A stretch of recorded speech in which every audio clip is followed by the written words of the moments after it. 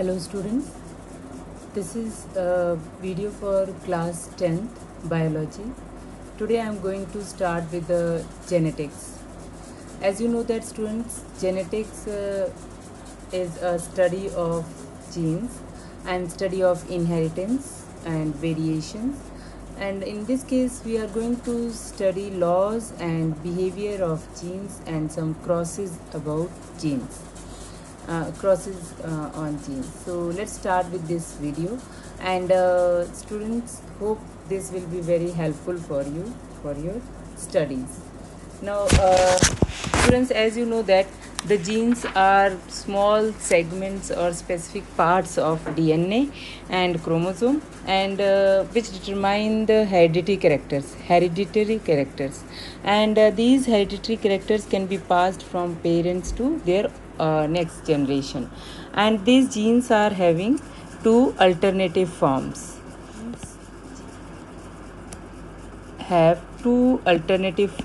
and these are called alleles. And student, these alleles, suppose gene is your tongue rolling.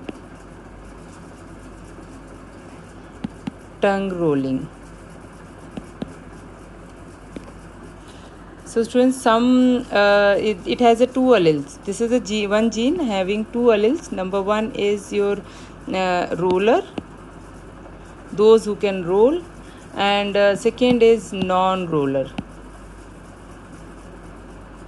That means the persons, there are two alleles. One allele is dominant and another allele is recessive. Dominant allele can be called as a tongue roller, and recessive allele can be called as a non-roller. So students, these alleles and these genes are having some specific behaviors that we are going to discuss today. So students, let's start with the one example. Very simplest example we will take. For example, that in case of plants, there is a height. Plant's height will be controlled by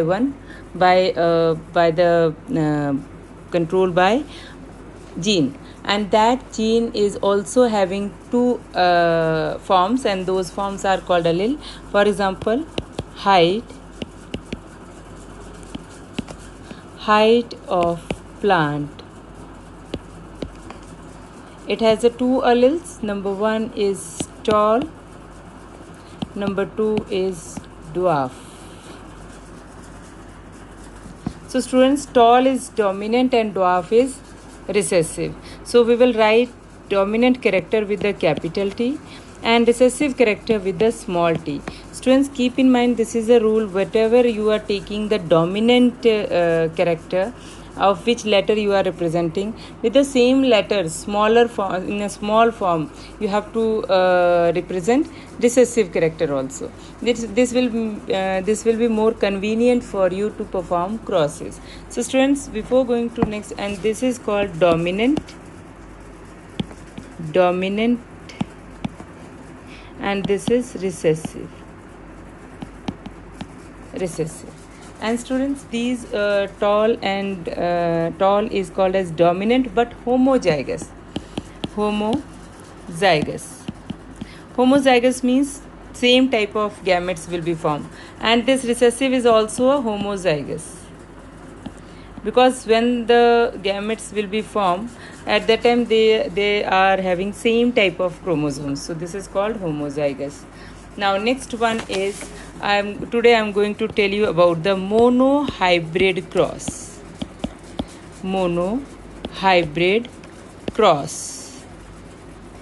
So students, what do you mean by monohybrid? Means single characters will be used for cross.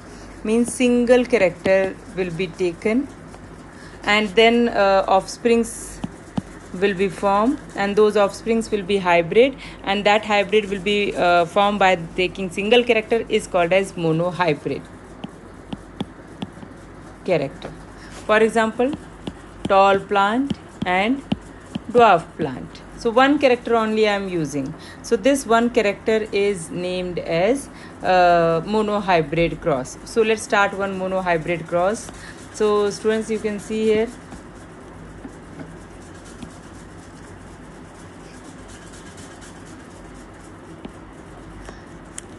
Now monohybrid cross I am going to do. So students, there is a one pattern how to do the monohybrid cross. So please, you have to go through with this pattern.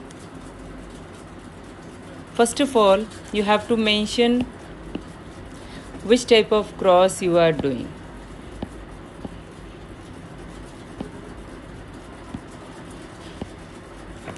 So students, first of all, you have to mention what are the parents.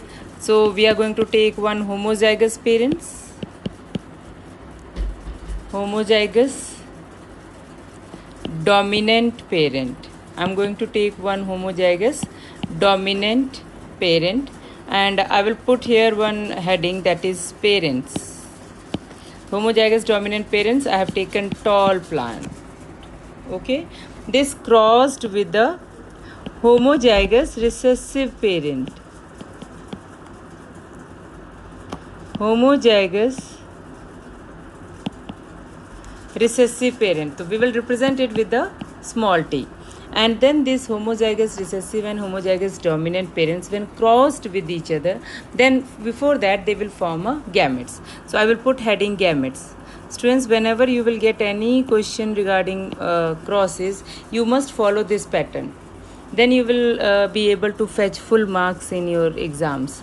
So gametes will be written by separating with the comma. These both the genes and both the genes will be separated by the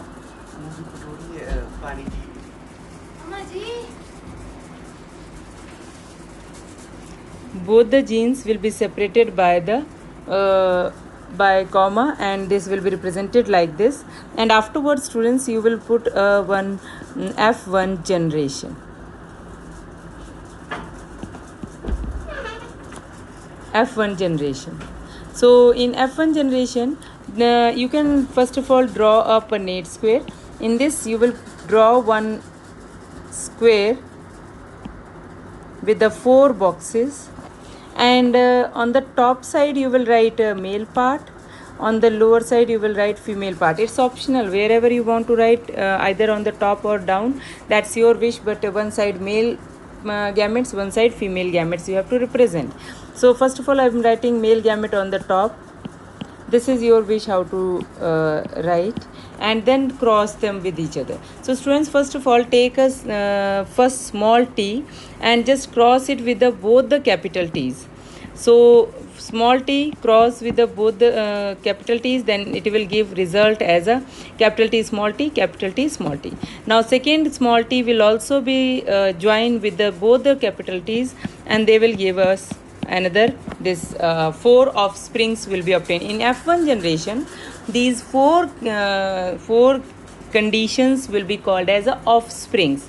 These offsprings are representing special type of genotype, and here they are forming hybrid type of genotype. So we can write all are hybrid because they have 2 different types of genes, and we can write hybrid or heterozygous. Heterozygous, we can write them like this, and then we will take out all the genotypic offspring genotypes of offspring outside.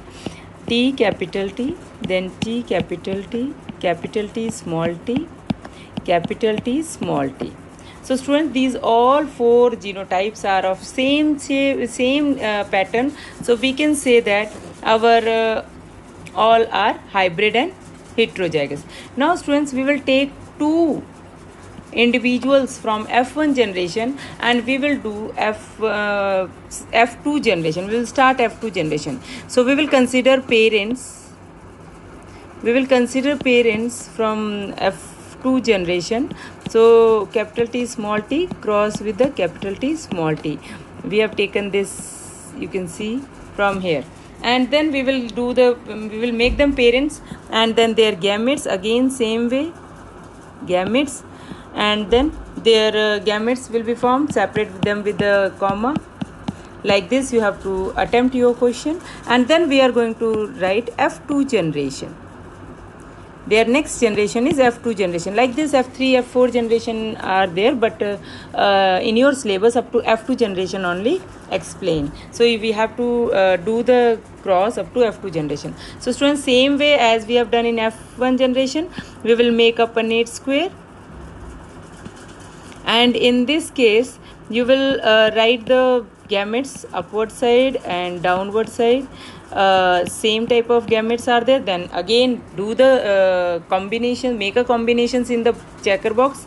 So first of all, capital T will combine with the first capital T will combine with the capital T and small t. So look at this, these will be the patterns what I am making over here. The small t will be combining with the capital T, then small t combining with the small t. So we got this type of checker box, and all these whatever genotypes are present inside the F2 generation box Punnett square, those all are new offsprings. And you can see all are a little bit different type of genotypes they are having. So we will take out them all, and just then we will write the ratio. Capital T small t, capital T small t, and then small t small t. So you can see here, one is our homozygous. One is homozygous tall. Second is heterozygous. Two are heterozygous but tall. And the last one is our homozygous but dwarf. Homozygous dwarf. So these are the patterns which we have got. So now we will count them. How many tall and how many dwarf are there?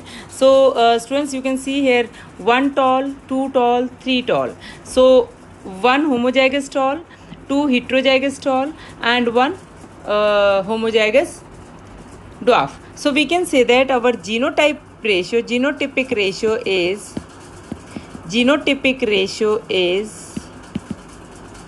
1 homozygous tall. You can see the genetic constituent. 1 is like both are same. 2 are same, that is heterozygous, this one and this one. So you will write 2. And then last one is homozygous dwarf, means you can say that recessive trait, and then that we will write 1. So this is our genotypic